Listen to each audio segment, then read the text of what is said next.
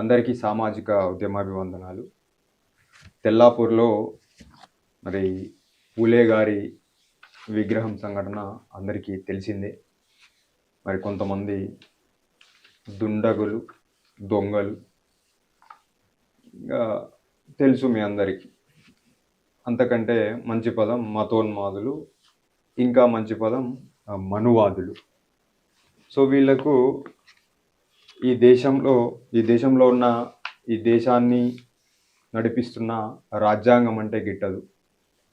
ఈ దేశం కోసం అహర్నిశలు సమానత్వం కోసం అణిచివేతపై ఉక్కుపాదంతో తొక్కిపట్టి ఈ సమాజంలో అందరూ సమానమే అని చెప్పిన పులే గారు కానీ, అంబేద్కర్ గారు కానీ, మరి చదువుల తల్లి అందరికీ తెలుసు సావిత్రిబాయి పులే. ఈ సమాజానికి చదువు అవసరం, ఆ చదువు ఆడపిల్లకుంటే ఈ సమాజం ఇంకా బాగుంటుంది అని ఈ సమాజం కోసం చదువు చెప్పిన, సామాజిక చైతన్యం తెచ్చిన జ్యోతిరావు పూలే కానీ, సావిత్రిబాయి పూలే కానీ, అంబేద్కర్ కానీ, ఈ మనువాదులు ఎవరైతే మానవ సమాజం ఒకవైపు ఉంటే ఈ దుర్మార్గులు ఒకవైపు ఉంటారు. దానికి నిదర్శనమే తెల్లాపూర్లో జరిగిన సంఘటన.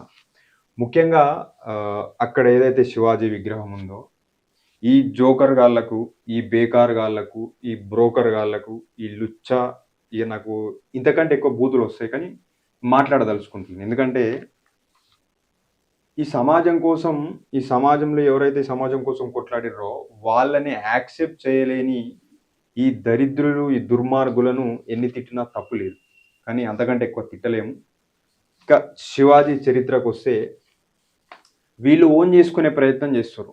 ఓకే, ఆయన పోరాట పటిమను, ఆయన యొక్క పోరాటాన్ని సమాజానికి చెప్పండి, ఓన్ చేసుకోండి, ఎవరికైనా ఓన్ చేసుకునే హక్కు ఉంది.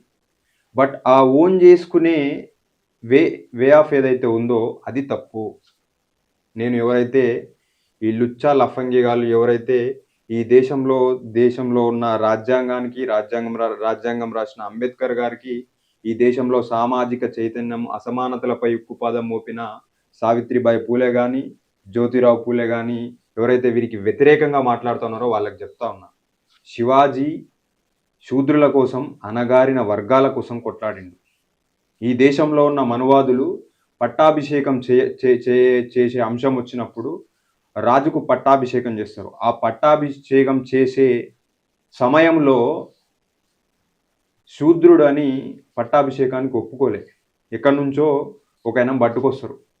ఆ మనువాది కూడా కాలి బొటనవేలితోటి బొట్టు పెట్టి పట్టాభిషేకం చేయడం జరుగుతుంది.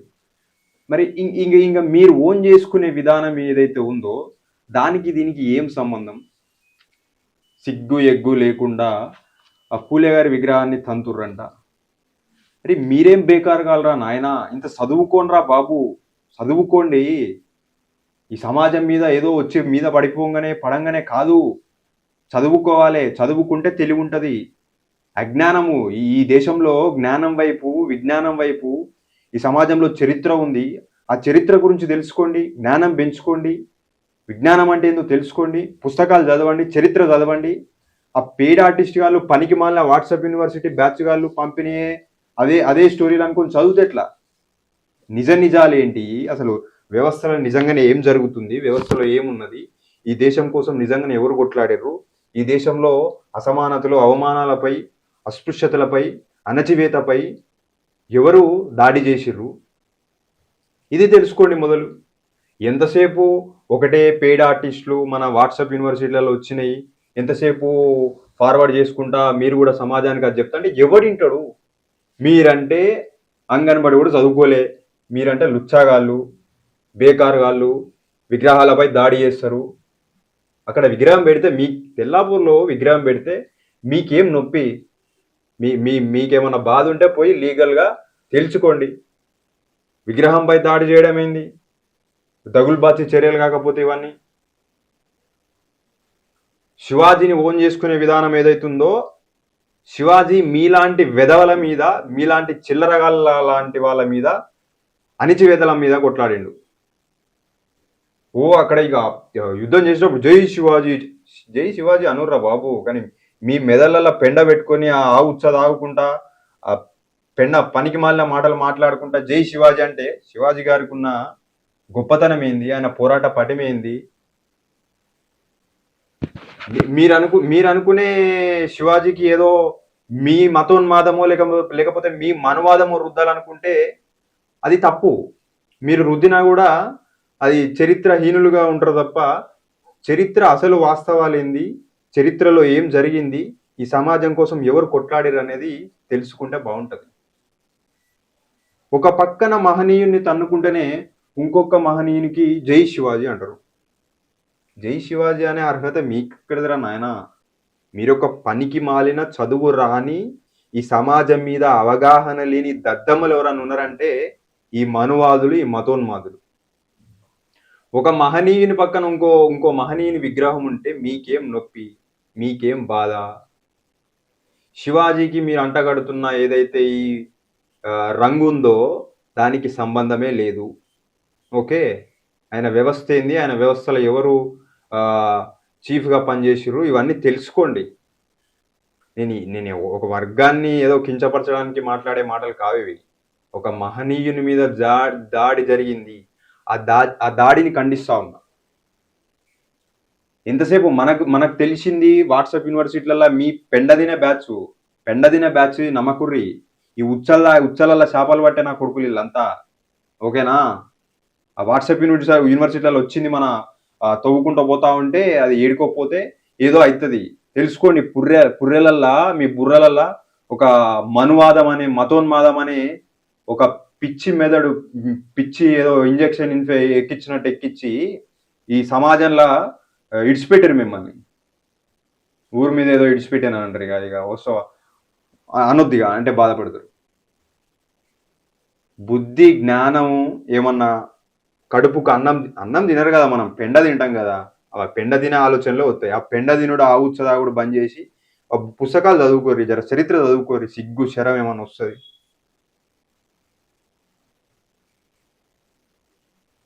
ఈ దేశంలో సమానత్వం కోసము ఆ అసమానతలపై ఉక్కుపాదం మోపి ఈ దేశం బాగుండాలి, నా దేశ ప్రజలు బాగుండాలి, అందరూ సమానంగా ఉండాలి, అందరికీ అక్షరం అందాలి, అందరికీ చదువు అందాలి, అందరికీ వైద్యం అందాలనే అంశాలపై మహనీయులు కొట్లాడి ఇలా హక్కులు కల్పిస్తే ఆ హక్కులకు భంగం చేస్తారు. కొంతమంది పనికి మాలిన బ్యాచులు రాజ్యాంగం చూస్తే వాళ్ళకి భయం అవుతుంది. ఎందుకంటే రాజ్యాంగం చూస్తే భయం అవుతుంది వాళ్ళకి. రాజ్యాంగం అంటేనే భయం. ఈ రాజ్యాంగం ఎన్నో కోట్ల మంది ప్రజలకు, అణగారిన వర్గాల ప్రజలకు అసమానతలపై, అస్పృశ్యతలపై ఉక్కుపాదం మోపి ఇలా భారత రాజ్యాంగాన్ని రాస్తేనే ఈ సమాజంలో నాలాంటోడు మాట్లాడగలుగుతుండు, నాలాంటోడు తిండి తినగలుగుతుండు, నాలాంటోడు బట్టలు వేసుకొని ఈ సమాజంలో ప్రశ్నించగలుగుతుండు. దానికి కారణం ఈ రాజ్యాంగం. ఇది రాసిన అంబేద్కర్ గారు. ఎంతసేపు కొంతమంది సంకర జాతి నుంచి వచ్చి వాళ్ళకి చరిత్రలు తెలివై ఎంతసేపు ఇంతమంది రాసిరు, అంతమంది రాసిరు. అంటే పుస్తకాలు ఏం చెప్తున్నాయి, గూగుల్ ఏం చెప్తుంది, అది తెలుసుకోండి ముందు. ఈ దేశంలో పార్లమెంట్ వ్యవస్థ ఉంది. పార్లమెంట్ వ్యవస్థ ఏది చెప్తుందో అదే మనం పాటించాల్సిన అవసరం ఉంటుంది. అంబేద్కర్ పై అక్కస్సు, సామాజిక చైతన్యం కోసం కొట్లాడిన పూలే అంబేద్కర్లపై మీ అక్కస్సు, ఛత్రపతి శివాజీకి వేరే మనవాదాన్ని అంటగట్టే అక్కస్సు. మీ బతుకులకు ఈ తప్పుడు ప్రచారాలు చేయడం తప్ప ఒక కమిటెడ్గా అసలు ఈ సమాజంలో ఉన్న చరిత్ర ఏంది, ఈ దేశంలో ఎవరి కోసం కొట్లాడిరు అనేది తెలుసుకోలేకపోతా ఉన్నారు. మళ్ళీ ఈ పనికి మాలినలు ఎవ్వరు, వీళ్ళేం పెద్ద అందరు అంటా ఉంటారు అగ్రవర్ణాలలో ఎవరు లేరు. మళ్ళా గదే ఎస్సీ ఎస్టీ బీసీలలో మనువాదులను తయారు చేసి ఇక్కడి నుంచే వాళ్ళ దాంట్లో డివైడ్ అండ్ రూల్ పాలసీ లాగా వాడు చేస్తూ ఉంటాడు, వీడు ఆడుతూ ఉంటాడు. మీ ఆటలు ఎక్కడ సాగనీయం. ఈ దేశ రాజ్యాంగం కోసం, ఈ దేశంలో అసమానతలు అవమానాలు పోవడం కోసం అంబేద్కర్ గారు వారి కుటుంబాన్ని సైతం వదులుకున్నాడు. మీరు మీ చిల్లర వ్యవహారాలు చేస్తూ ఉంటే మేము ఊరుకునే పరిస్థితి ఉండదు. ప్రశ్నించే గొంతులు ఇంకా వస్తాయి, తప్పకుండా రావాలి. నేను చదువుకున్న విఘ్నులకు విజ్ఞప్తి చేస్తా ఉన్నా, మేధావులకు విజ్ఞప్తి చేస్తా ఉన్నా, చిన్న చిన్న అంశాలైనా ఖండించాల్సిన అవసరం ఉంటది. ఎందుకంటే అనుకోనే చిన్న చిన్నయి అనుకోనే ఇంత పెద్దదాకొచ్చింది. సో, వాళ్ళ విధానం ఎట్లుంటదంటే దేన్నైనా ఒక చాప కింద నీరులాగా ఫస్ట్ ఇట్లా పంపిస్తారు. తర్వాత దాన్ని ట్రోల్ జేసి ఇదే ఇంగ. ఈ దేశం కోసం రాసిన రాజ్యాంగాన్ని గూడా అవమానపరిచి, రాజ్యాంగం ఇచ్చిన హక్కులతోటి బతుకుకుంటా ఈ దేశ రాజ్యాంగం రాసిన అంబేద్కర్ గారిని అవమానించే కుసంస్కారులు, చిల్లరగాళ్ళు ఇంకా ఈ దేశంలో ఉన్నారు. సో, నేను దేశ ప్రజలకు గూడా విజ్ఞప్తి చేస్తా ఉన్నా. ముఖ్యంగా తెలంగాణ రాష్ట్రంలో గూడా ఆలోచించుకోవాల్సిన అవసరం ఉన్నది. ఎవరు మన కోసం కొట్లాడుతా ఉన్నారు? ఎవరు మన కోసం అది జేస్తా ఉన్నారు?